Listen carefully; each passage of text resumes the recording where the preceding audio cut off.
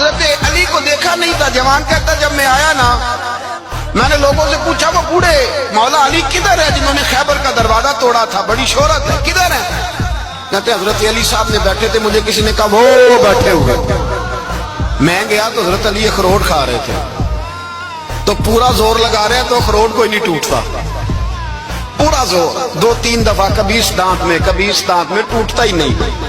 کہتے میں ہنسنے لگا تو حضرت علی نے مجھے پاس بلایا, کہا بیٹے ادھر آ.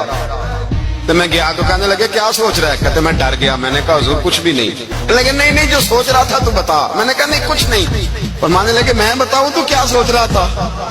بتاؤں؟ کہ حضور بتائیے. آپ فرمانے لگے تو سوچ رہا تھا بابے سے اخروٹ تو ٹوٹتا نہیں, خیبر کیسے توڑ دیا تھا؟